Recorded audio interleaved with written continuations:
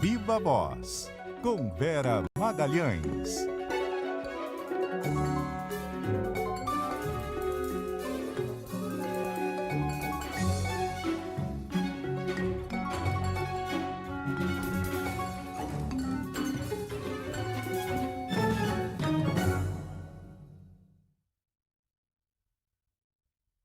O primeiro Viva Voz da semana está no ar e a gente já começou a semana de novo no fim de semana. Carol Moran, boa noite. Boa noite, velho. Eu estava de plantão ontem cedinho aqui na CBN, apresentando o jornal da CBN, e comecei a ver ali a treta do Elon Musk no Twitter, comentando o post do ministro Alexandre de Moraes. Pensei, essa semana promete. Essa semana promete, começou no fim de semana, porque o ministro Alexandre de Moraes já tomou providências no próprio domingo em relação à ameaça, e depois ameaça que se concretizou do dono do X de não cumprir mais decisões judiciais, e ele reintegrou à plataforma uma série de pessoas que haviam sido banidas por decisão do Supremo. E enfim, a coisa escalou e continuou nessa segunda-feira e tende a ter novos lances ao longo da semana. Quem traz os desdobramentos dessa crise para a gente é a Isa Staciarini, direto de Brasília. Boa noite, Isa. Oi, Vera, muito boa noite a você, a Carol e a quem nos acompanha. Os ataques aí feitos, pelo bilionário Elon Musk geraram fortíssimas reações, tanto no meio jurídico quanto político.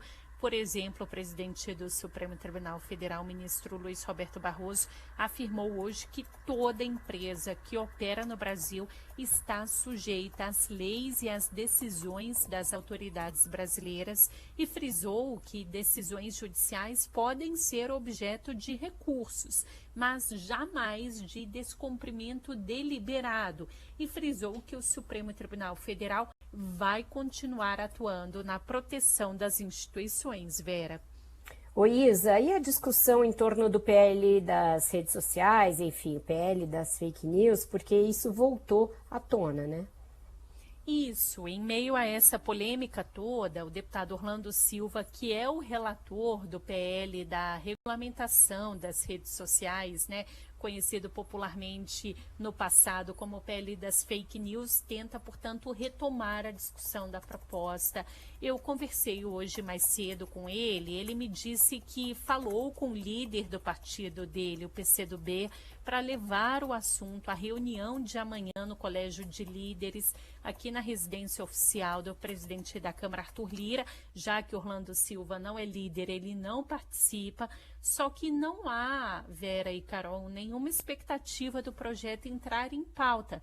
Inclusive, Arthur Lira tem dito a interlocutores nos bastidores que o texto como está não tem ainda chance de ser aprovado, e o deputado Orlando Silva até me comentou que ele mesmo tem ouvido dos colegas alguns comentários sobre a questão do projeto ser muito polêmico, mas o próprio deputado me falou, poxa, mas a gente vota tanta coisa polêmica aqui no Congresso, Lembrando que o PL das redes sociais foi aprovado no Senado em 2020, ano passado chegou a ser colocado em discussão na Câmara, mas diante da forte pressão das Big Techs, a votação acabou adiada e nunca mais voltou a ser discutida.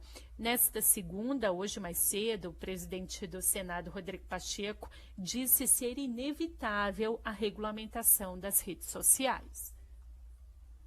Não é censura, não é limitação à liberdade de expressão, são regras para o uso dessas plataformas digitais, para que não haja captura de mentes de forma indiscriminada que possa manipular desinformações, disseminar ódio, disseminar violência, disseminar ataques a instituições.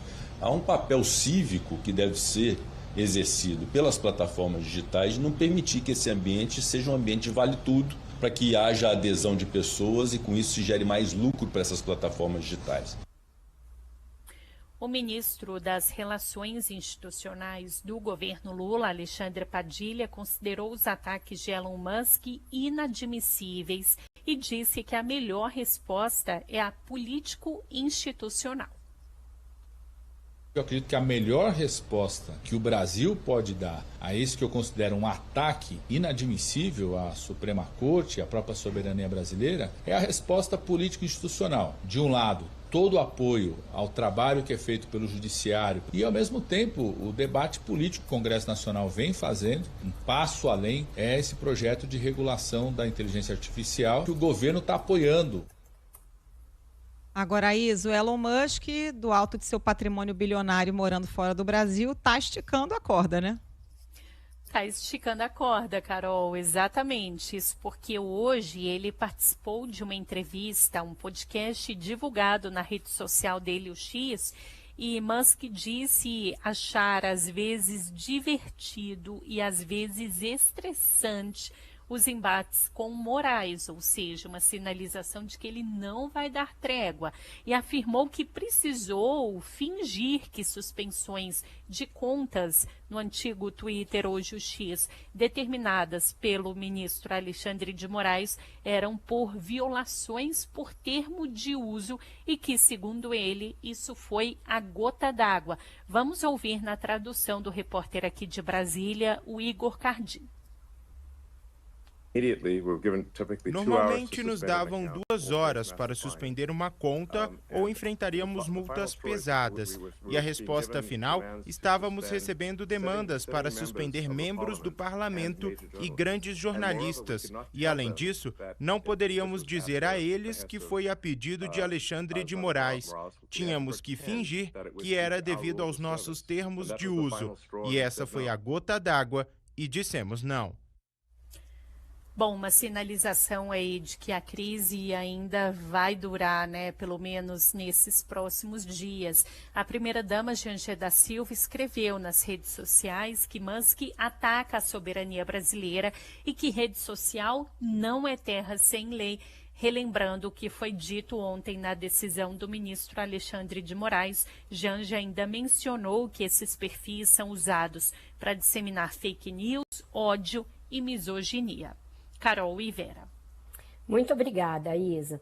Essas alegações do Elon Musk são puramente para inflamar a narrativa, né? E criar uma celeuma de que haveria os tais Twitter Files que estariam sendo divulgados por jornalistas americanos, mostrando alguma coisa de bastidores. Todo o banimento do Twitter, você pode discutir se são ali corretos ou não, mas sempre ficou claro que era determinação do Supremo Tribunal Federal, do TSE, enfim, não teve essa coisa subreptícia por baixo dos panos das autoridades brasileiras pressionando o Twitter para banir esse ou aquele sem justificar. Todas elas foram objeto de decisões judiciais tornadas públicas. Portanto, isso aí é uma narrativa que não se sustenta de pé. Fica claro que o Elon Musk está querendo fazer do Brasil um experimento para a forma como o X vai agir nas eleições, primeiro dos Estados Unidos, né? É isso que está em jogo. A gente tem eleições americanas este ano, a plataforma tem dado demonstrações de que está disposta a ser uma terra sem lei e aceitar todo tipo de ataque ao processo democrático, e está fazendo do Brasil uma espécie de laboratório para isso. Ele resolveu realmente desacatar determinações judiciais e devolver os perfis de pessoas que estavam suspensas, assim como ele já tinha feito com o Trump e com outros nos Estados Unidos. Então, agora a gente tem que ver como o Supremo vai reagir. O ministro Roberto Barroso reagiu soltando uma nota em apoio ao ministro Alexandre de Moraes e mostrando que não tem decisão de um ministro, mas sim uma decisão da Corte. Mas agora que ele, de fato, descumpriu uma decisão judicial, a gente pode esperar alguma decisão mais dura por parte do Supremo, que eu acredito que deverá vir de forma colegiada e não só do ministro Alexandre de Moraes, para que fique claro que não é, esse debate com Moraes é às vezes engraçado, às vezes estressante, que eles não estão em igualdade de condições. Um é um fanfarrão que lá dos Estados Unidos resolveu brincar de atacar a justiça brasileira, e a outra é uma instituição que tem de se fazer respeitar e tem regras para serem cumpridas. Então, a gente vai ter que ver como isso vai ficar de agora em diante. O Supremo não pode cair em provocação barata, mas também o descumprimento de uma determinação judicial tem de gerar consequências. Eu acho que é nesse fio aí que o Supremo se equilibra, Carol. Aí é o que você falou, acaba inflamando a militância aqui no Brasil, né? Pegam essa carona no discurso do Musk para bater bomba em redes sociais. Agora a gente tem que ficar de olho qual pode ser a consequência disso na tramitação do PL das fake news, que já tinha sido tão polêmico que acabou ficando ali meio dormitando. Agora vamos ver se volta à pauta, né? Fica evidente que só o Marco Civil da internet, lá de 2014, não dá conta da complexidade do que se tornaram as redes sociais e do seu potencial de difundir desinformação, discurso de ódio, radicalização online, etc. Então, é necessário voltar a esse projeto. Não dá para falar, querem tutelar a liberdade. O Brasil não tem essa coisa de liberdade irrestrita para você cometer crimes, para fazer o que quiser. Isso não existe na Constituição brasileira, portanto, as redes sociais não estão livres de qualquer tipo de regulamentação, não dá para acreditar nisso. A gente vai mudar um pouquinho de assunto agora, porque hoje houve um novo pedido de vista que adiou novamente o julgamento a que está sendo submetido o senador Sérgio Moro no Tribunal Regional Eleitoral do Paraná. Então a gente vai trazer as informações diretamente de Curitiba agora com a nossa repórter, a Sheila Pessoa. Diga lá, Sheila. Boa tarde, Carol. Boa tarde, Vera. O julgamento que pode resultar na cassação da chapa do senador Sérgio Moro vai terminar somente nesta terça-feira, dia 9 de abril. Nesta segunda, o desembargador Júlio Jacob Júnior pediu vista. Ele foi o terceiro desembargador que pediu vista do processo. Ainda faltam votar o desembargador Anderson Ricardo Fogaça e o presidente do Tribunal Regional Eleitoral do Paraná, o Sigurd Benson. Por enquanto, o placar está em 3-1 pela absolvição, pela manutenção do mandato do senador. O primeiro voto desta segunda-feira foi o da desembargadora Cláudia Cristina Cristofani, que havia pedido vista na última sessão da quarta-feira passada. A magistrada teve 5 dias para analisar o posicionamento dos 2 desembargadores que votaram de forma divergente. Cláudia Cristofani seguiu o mesmo entendimento do relator do processo, Luciano Carrasco Falavinha Souza, para que Sérgio Moro continue no cargo como senador. Depois dela, foi a vez do desembargador Júlio Jacob Júnior, que fez esse pedido de vista do processo. No entanto, a sessão ainda prosseguiu, já que o presidente do TRE perguntou se algum outro desembargador gostaria de antecipar o voto, e sim, teve um desembargador que fez esse pedido, foi o Guilherme Frederico Hernandes Dens, que decidiu adiantar o voto dele, que também foi contra a cassação de Moro. Ele seguiu o mesmo entendimento do desembargador relator. O parlamentar, ele enfrenta 2 ações de investigação judicial eleitoral movidas pelo Partido Liberal e outra pela Federação Brasil da Esperança, que reúne PT, PCdoB e PV. As 2 denúncias acusam o senador Sérgio Moro de gastos irregulares durante a campanha eleitoral, que caracteriza abuso de poder econômico. Portanto, até agora o placar está em 3-1 pela absolvição, pela manutenção do mandato do senador paranaense, mas amanhã a gente deve ter uma definição desse julgamento que está previsto para terminar amanhã com o voto dos últimos 3 desembargadores que faltam, que pode sim reverter esse placar aí de 3-1, mas vamos aguardar até amanhã a finalização desse processo, que pode sim resultar na cassação do senador Sérgio Moro ou, quem sabe, na absolvição, na manutenção do mandato, sabendo ainda também que isso pode e deve ser levado à instância superior, o Tribunal Superior Eleitoral em Brasília. Eu volto com vocês, Vera e Carol. Muito obrigada, Sheila Pessoa.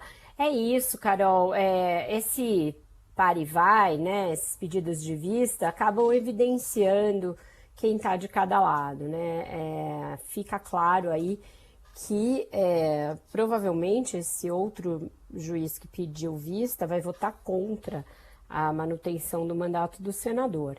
E quando o presidente do TRE deixa ali livre para alguém que quiser antecipar o seu voto, e quem o faz é um voto a favor do senador, eu acho que também dá para antever como vai votar o presidente do TRE. Então, eu acho que tudo mais constante, a gente pode esperar aí placar apertado mas a favor do Moro. E aí a defesa do PL e do PT deverá até recorrer em Brasília para que ele perca o mandato por abuso de poder econômico ali na fase da pré-campanha por gastos excessivos. Então, eu acho que tudo vai se encaminhando para isso, um julgamento bem truncado, começou ali e foi demorando, mostra o peso político que tem o acusado aí, o investigado, e que isso realmente vai ter desdobramentos, vai ter consequências lá no TSE.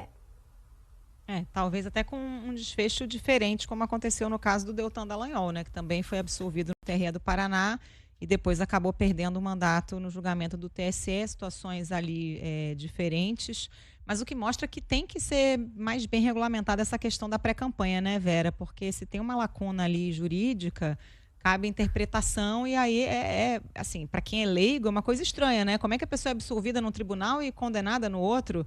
No caso do Moro, o placar deve ser apertado. No caso do Deltan, nem foi. Aí, né?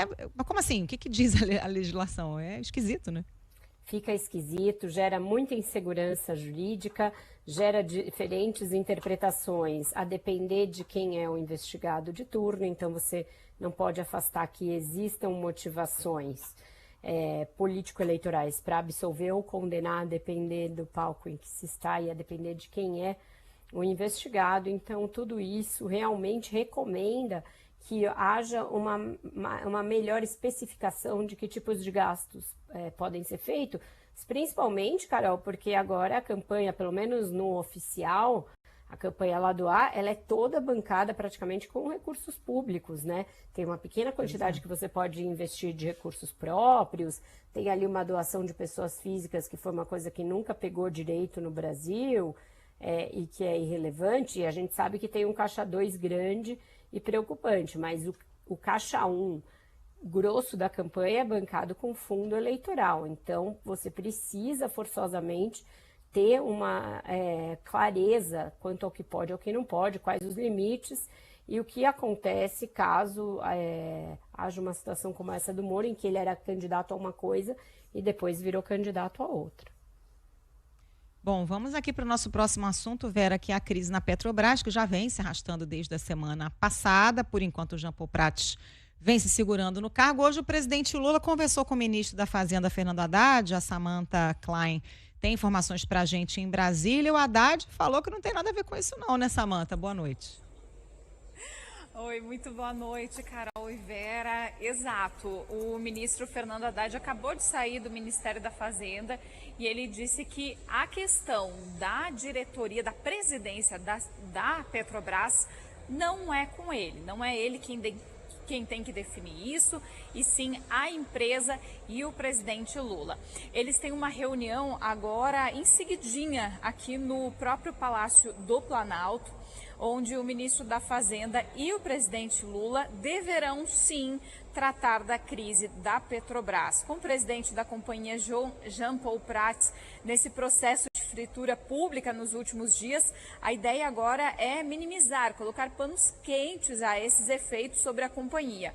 O movimento do governo pretende, então, diminuir essa temperatura da crise e Prats poderá, inclusive, e eventualmente, claro, é algo que a gente vai acompanhar aí o desfecho, permanecer como CEO da petroleira desde que traga algumas mudanças em sua gestão, ou seja, leve mais ao Conselho de Administração as pautas prioritárias do Palácio do Planalto.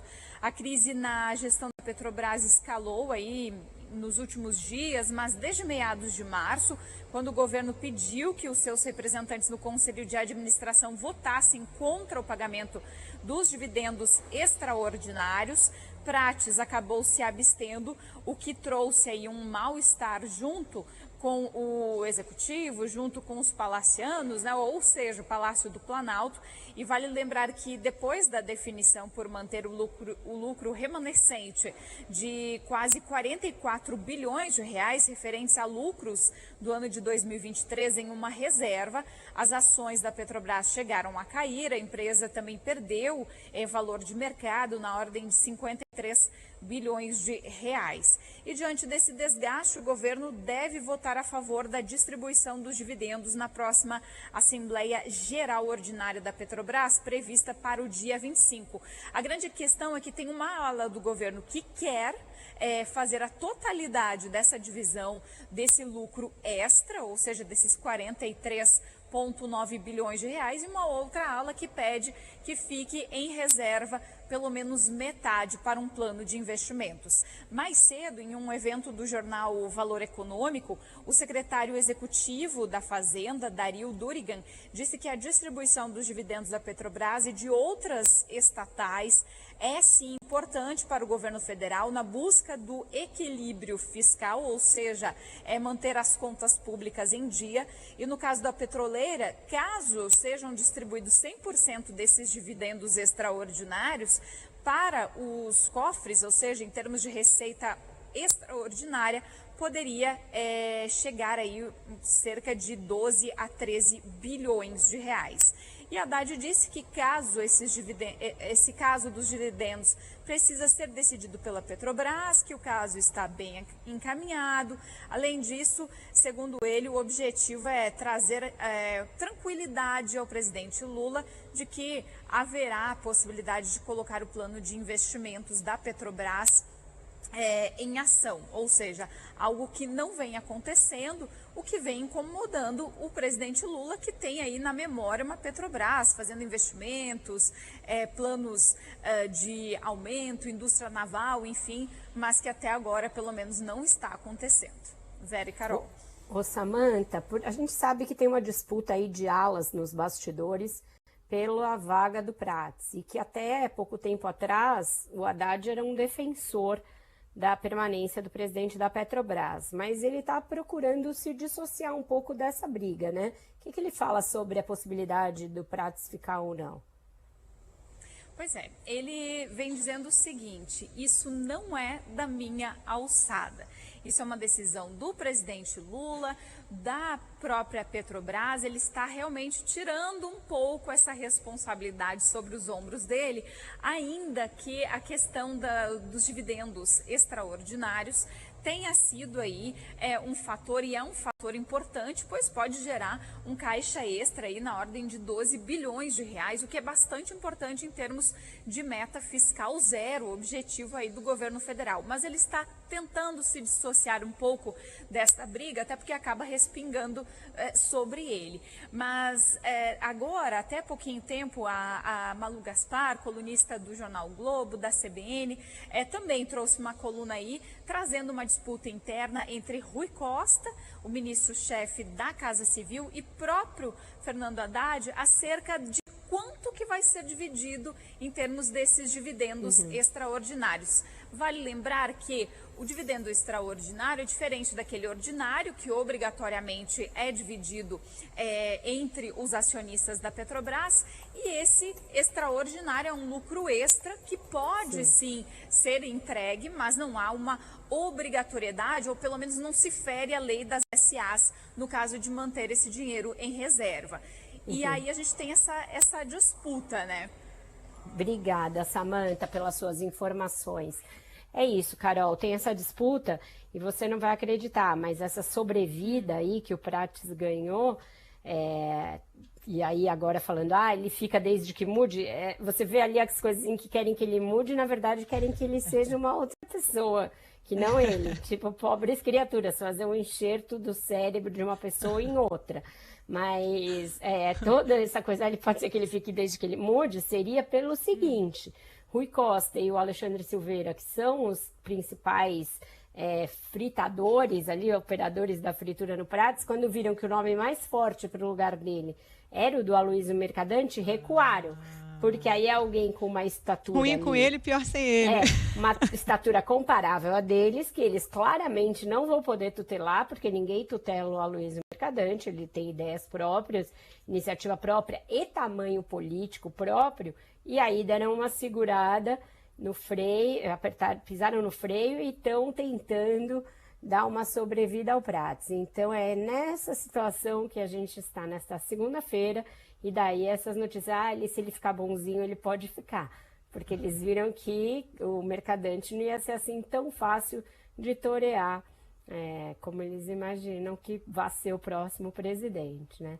A gente vai fazer um rápido intervalo agora e volta já já com o Pablo Hortelado, voltando ao assunto Musk versus Alexandre de Moraes.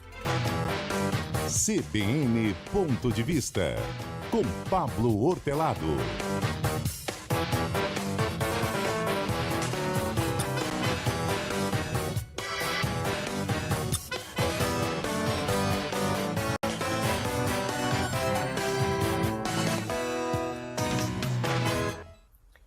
Olá, boa noite, Pablo Hortelado. Ontem, quando o bicho começou a pegar, eu só pensava, amanhã tem Pablo no Viva Voz. Boa noite, Vera. Boa noite, Carol. Boa noite. Eu vi que você já falou bastante coisa no próprio X ao longo aí, desde que a coisa apareceu, mas eu queria te ouvir do começo, Pablo. A gente viu o Elon Musk fazendo uma série de provocações ao Alexandre de Moraes, que depois resultaram em ações concretas, porque ele restabeleceu as contas na plataforma de várias pessoas que haviam sido afastadas por determinação judicial, e agora o que se tem é um impasse concreto a respeito do que a Corte Brasileira vai fazer em resposta a esse descumprimento de determinação judicial, né? Então, é um caso complicado, né, Vera? Porque ele envolve uma questão substantiva importante, tratada de um jeito muito desleixado, muito consequente pelo Elon Musk. De fato, a gente está com um problema que adveio da crise de 22-23, quando a gente conferiu poderes excepcionais à justiça para lidar com a crise, né? Por um lado, uma eleição que foi conturbada, a eleição presidencial de 22, e onde tinha ataques à credibilidade do sistema eleitoral brasileiro, à confiabilidade das urnas, e depois um movimento antidemocrático que estava pedindo intervenção nos quartéis. Para lidar com isso, a gente revisou um entendimento anterior que a gente tinha, a justiça brasileira, né, o Brasil. A gente revisou um entendimento anterior que a gente tinha de que o conceito de censura não se aplicava quando a gente lidava com publicações do passado. Ou seja, por exemplo, se alguém publicava uma coisa no Twitter ou no Instagram, né, e ela pôde publicar livremente, depois a justiça entendeu que aquilo era ilícito, que era racista, ou que ofendia a honra de alguém, ou qualquer outro problema, esse ato de suspender a conta não configurava a censura. O que configurava a censura é a chamada censura prévia, impedir a pessoa de publicar dali em diante. Isso, em geral, não se fazia, era considerado censura. Acontece que durante essas campanhas, durante 22 para 23 e depois nos movimentos antidemocráticos que levaram o 8 de janeiro, a gente teve contas que ficavam permanentemente publicando coisas ilícitas. E como não dava para ficar tirando um a um, não é? Se entendeu que era lícito naquela situação de emergência que a gente retirasse contas, suspendesse contas que estavam com comportamento reincidente publicando ilícitos. Aquilo foi um jeito de lidar com a crise de 22, 23. Só que a crise passou e essas contas ficaram suspensas. E eu acho que a gente realmente tem um problema que a gente precisa discutir e que o Elon Musk está da pior maneira possível dizendo que vai desrespeitar a justiça brasileira.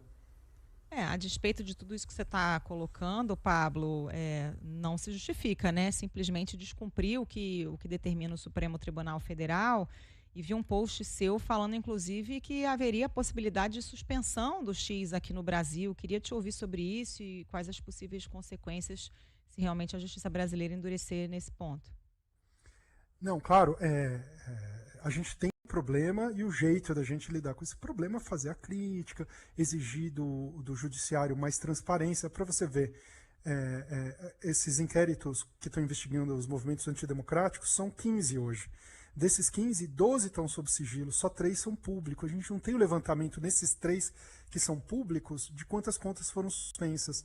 O jornal Folha de São Paulo fez uma solicitação de acesso à informação para saber quantas contas foram suspensas pela normativa do TSE em 2022. e a justiça também não deu. Então a gente tem um problema de transparência que a gente precisa enfrentar. A gente precisa saber se essas decisões foram fundamentadas, se essa necessidade de suspender as contas, que naquele momento era crítica, ainda se sustenta. Eu acho que existe um problema para a gente. Só que quando o Elon Musk resolve colocar o pé na porta e dizer eu não vou cumprir decisão judicial, ele estraga a possibilidade de a gente fazer esse debate de uma maneira civilizada. A decisão judicial a gente cumpre, sobretudo uma decisão do Supremo Tribunal Federal. Nada justifica essa ação do Elon Musk. E eu não creio que ela está motivada pelas melhores intenções de debater esse assunto, que precisa ser debatido, porque é um assunto sério. Então a gente está num momento em que a gente precisa fazer um debate importante, mas que está muito contaminado politicamente por uma agenda política, por um lado do Elon Musk, e por outro, por problemas no judiciário que são delicados, porque de fato o judiciário desempenhou um papel importante aí na crise de 22, 23. Achar o caminho ponderado para discutir isso sem implodir o sistema está sendo muito difícil. Mas dificilmente os ministros vão querer iniciar uma discussão, por exemplo, sobre que os inquéritos relatados pelo ministro Alexandre de Moraes comecem a caminhar para um desfecho, que esses inquéritos tenham o seu número reduzido e que as coisas voltem ao normal, quando se tem aí uma decisão como essa do X e uma dificuldade, inclusive, de saber como responsabilizar alguém que está fora do Brasil. Vai responsabilizar a plataforma por meio dos seus executivos aqui no Brasil? Quem são essas pessoas? Vai ser uma responsabilização pecuniária? Então, o efeito no curtíssimo prazo, imediato, acaba sendo fazer de novo a corte se fechar em torno do ministro Alexandre de Moraes, certo? Exatamente, é por isso que eu não acredito nas boas intenções do Elon Musk, porque o debate que ele alega querer fazer, a causa que ele alega defender, não é bem defendida por essa medida. Essa medida não vai fazer a gente fazer esse debate da maneira correta. O que vai acontecer é que a justiça vai endurecer. Ela não tem outra coisa. Se o Elon Musk restabelecer as contas, o Alexandre de Moraes já deu o caminho. Multa, depois ele vai indiciar a direção da empresa no Brasil e, no limite, ele vai suspender o serviço aqui no Brasil. E não há nada. Esse é o desfecho lógico desse desafio da justiça brasileira. A justiça brasileira tem que impor a sua soberania sobre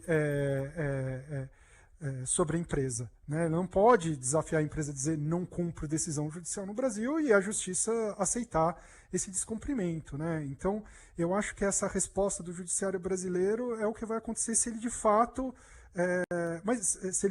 efetivar essas ameaças. Agora, o Elon Musk ele é muito falastrão. Não seria a primeira vez que ele ameaça fazer coisas muito malucas. Certo, fez até uma live e tudo mais, não? Isso, ele fez, mas ainda não fez tudo o que ele tinha dito que faria, todo o desrespeito que ele tinha dito que faria. Então nós estamos aguardando para ver até onde vai esse jogo de truco, né, dele ameaçando fazer, o Alexandre ameaçando retaliar, e, enfim, vamos esperar os próximos desdobramentos para a gente ver para onde essa coisa caminha. E é uma pena porque a gente precisa fazer esse debate de uma maneira equilibrada, a gente precisa olhar para os excessos, para os poderes excepcionais que a gente deu para o judiciário durante a crise e que precisa voltar para a caixinha, precisa voltar para o trilho normal, e a gente precisa fazer o debate sobre regulação de mídias sociais, que está parado no legislativo, e que se a gente tivesse esse dispositivo funcionando durante as eleições brasileiras, quem sabe a justiça não precisava ter assumido tanto papel como ela efetivamente assumiu. Então, deixa eu aproveitar esse gancho para a gente fechar de pele das fake news, Pablo. Como é que esse episódio influencia? Você acha que destranca a pauta ou torna ainda mais polêmico, tumultua ainda mais o ambiente de debate desse PL que já é tão controverso? Eu gostaria que ele destravasse, mas pelo que eu estou acompanhando aí no debate, ele vai ter um efeito contrário. Infelizmente, porque ele mistura o debate regulatório com o debate de censura. E a regulação de mídias sociais não tem nada a ver com censura. O modelo que a gente está discutindo no parlamento brasileiro é um modelo europeu, um modelo democrático, um modelo da Dinamarca, da França, da Espanha.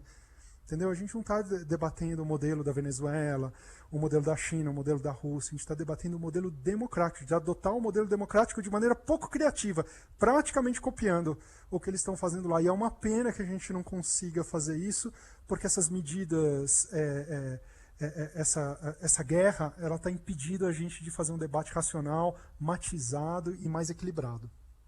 Agora, me parece que a direita bolsonarista aqui está usando todo esse debate para reforçar aquela narrativa de vitimização do ex-presidente Jair Bolsonaro. Até o tal Twitter Files, que na verdade não me parece ter revelado absolutamente nada de excepcional, é uma construção de narrativa ali de que houve uma perseguição em cima dos bolsonaristas e inclusive para prejudicar o Bolsonaro eleitoralmente.